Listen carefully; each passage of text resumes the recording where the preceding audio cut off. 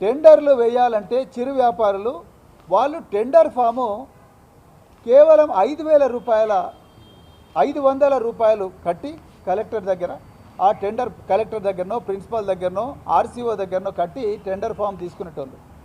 కానీ ఇవాళ అది పెద్దదా ఇవాళ రేవంత్ రెడ్డి పాలనలో ఒక టెండర్ ఫామ్ ధర 25,000 రూపాయలు ఉంది. ఎక్కడ 500 రూపాయలు, ఎక్కడ 25,000 రూపాయలు? రేవంత్ రెడ్డి నీకు పేదోళ్ళు వేస్తే ముఖ్యమంత్రి అయినవా, లేకపోతే మెగా కృష్ణారెడ్డి, లేకపోతే ఆ మాజీ ఎంపీ రంజిత్ రెడ్డి, ఆ కోడిగుడ్ల వ్యాపారం ఉన్నాడుగా మాజీ ఎంపీ రంజిత్ రెడ్డి, లేకపోతే జానారెడ్డి చుట్టాలు ఓట్లు వేస్తే ముఖ్యమంత్రి అయినవా? ఆలోచించుకో ఒకసారి. టెండర్ ఫాము ఒక్కొక్కటి 500 రూపాయలు కేసీఆర్ గారు ఇస్తే పేదోళ్ళ కోసం రేవంత్ రెడ్డి ప్రభుత్వం 25,000 రూపాయలు పెట్టింది. ఎవరికి అర్థం కాదనుకుంటున్నావా ఈ కుట్ర? వీళ్ళందరూ రోడ్ల మీద పడాలి, వాళ్ళు మాత్రమే కాంట్రాక్టులు రావాలని పని చేసినావు.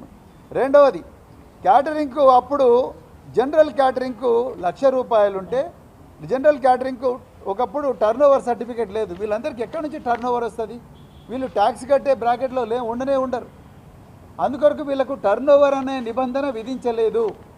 కానీ ఇలా రేవంత్ రెడ్డి టర్నోవర్ అనే నిబంధన పెట్టి ఒక్కొక్కరు ఇప్పుడు 50 లక్షల ఈఎండి కట్టాలంటున్నారు ప్రతి స్కూల్కి కూడా. 50 లక్షల ఈఎండి ఎక్కడి నుంచి తీసుకొస్తారు? 10 తరాలు కష్టపడ్డా వీళ్ళ దగ్గరికి 50 లక్షల ఈఎండి రాదు. ఆ 50 లక్షల ఈఎండి కడితేనే టెండర్కు రమ్మంటున్నారు. ఇక అదేవిధంగా మరి కిరాణం చేసే వాళ్ళైతే ఇలా రేవంత్ రెడ్డి ఏమంటున్నాడు? డిస్ట్రిక్ట్కు 9 కోట్ల టర్నోవర్ చూపించమంటున్నాడు. 9 కోట్ల టర్నోవర్. ఆనాడు కేసీఆర్ గారు కేవలం కిరాణంకి 100 రూపాయలు మాత్రమే పెట్టిండు. కానీ ఇక్కడ 9 కోట్ల టర్నోవర్ చూపించమంటున్నాడు రేవంత్ రెడ్డి. మీరు చూడండి ఎంత అన్యాయమో, ఎంత పేద ప్రజలంటే ఎంత కసి, ఎంత వివక్ష ఉన్నదో ఇప్పుడు అర్థమవుతూ ఉన్నది. అదేవిధంగా కేసీఆర్ గారి పాలనలో ఒక్క కాంట్రాక్టర్ 3 స్కూళ్ళ దాకా చేసుకోవచ్చు. అంటే ఒక స్కూలు చేతనైతే ఒక స్కూలు, కూరగాయలు మాత్రమే చేతనైతే కూరగాయలు, లేకపోతే చికెన్ చేతనైతే చికెను, మటన్ చేతనైతే మటను, లేకపోతే కోడిగుడ్లు అంటే కోడిగుడ్లు. కానీ ఇప్పుడు ఆ పరిస్థితి లేదు. ఇప్పుడు మండలాన్ని ఒక యూనిట్ చేసిండ్రు. ఆ మండలంలో ఒక్కడే కాంట్రాక్టర్ ఉండాలంట. ఎట్లా వీలవుతుందంటే వీళ్ళందరూ ఏం కావాలి? ఇక్కడ ఉన్న వాళ్ళందరూ కూడా రెక్కాడితే డొక్కాడిని కుటుంబాల నుంచి వచ్చిన వాళ్ళు. ఇంకా ఇలాంటి వాళ్ళు కనీసం అంటే 20,000 మంది తెలంగాణలో ఉన్నారు. 14వ తారీఖు లాస్ట్ డేట్ అని పెట్టింది. ఎక్కడి నుంచి పోతారు? ఏడుకెళ్ళి తీసుకొస్తారు వీళ్ళు టర్నోవర్. అదేవిధంగా ఒకప్పుడు సొసైటీలలో కూరగాయలకు 30,000 రూపాయలు మాత్రమే టర్నోవర్ చూపించాలని ఈఎండి పెట్టమని అన్నవాళ్ళు 30,000 రూపాయలు. ఇవాళ రేవంత్ రెడ్డి 4 లక్షల నుండి 10 లక్షల రూపాయల టర్నోవర్ కూరగాయలు అమ్ముకునే వ్యాపారాలు చేయమని అంటున్నారు. జీవో 17 ప్రకారం చెప్తా ఉన్నాడు. అదేవిధంగా మటన్కు 30,000 మాత్రమే ఈఎండి పెట్టమన్నారు. ఈఎండి అంటే డిపాజిట్. కేసీఆర్ గారు వీళ్ళెంత పెట్టమంటున్నారు? 75,000 పెట్టమంటున్నారు మటన్. చికెన్కు మటన్కు 75,000 పెట్టమంటున్నారు. అదేవిధంగా ఇంకో గొప్ప విషయం, కేసీఆర్ గారు ఎస్సీ ఎస్టీలకు 40% రాయితీ, 40% ఈఎండిలో రాయితీ ఇచ్చిండు. కానీ అలా రేవంత్ రెడ్డి ఆ రాయితీని తీసేసిండు. మల్లికార్జున ఖర్గే నిద్రపోతున్నావా స్వామి నువ్వు? ఇక్కడ ఎస్సీ ఎస్టీ వర్గానికి చెందిన వాళ్ళు 5 మంత్రులను పెట్టినా అన్నాడు రేవంత్ రెడ్డి. మేము 5 మందిని మంత్రులను చేసినాం. 4 మంత్రులు, ఒక స్పీకర్ ఎస్సీ వర్గానికే చెందినవాడైనా. డిప్యూటీ సీఎం ఎస్సీని అంటున్నాడు, దామోదర్ రాజమ ఎస్సీ అంటున్నాడు, వివేకానంద్ ఎస్సీ అంటున్నాడు. అదేవిధంగా ఇంకా సీతక్క ఎస్టీ అంటూ ఉన్నారు. అదేవిధంగా లక్ష్మణ్ కుమార్ ఎస్సీ అంటూ ఉన్నారు.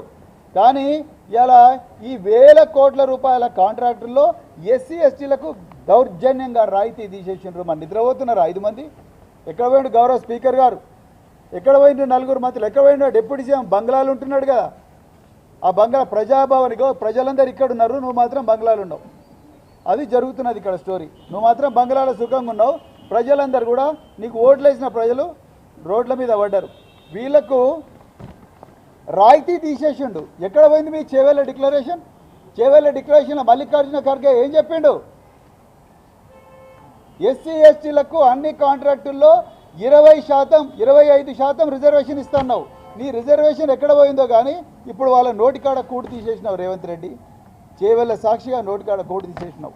అదేవిధంగా సెక్యూరిటీ డిపాజిట్ అప్పుడు కేసీఆర్ గారి పాలనలో సెక్యూరిటీ డిపాజిట్ లేదు, కానీ ఇప్పుడు సెక్యూరిటీ డిపాజిట్ కూడా పెట్టమంటున్నారు.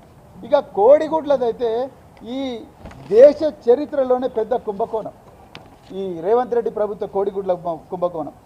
కేసీఆర్ గారి పాలనలో ఒక కోడిగుడ్డు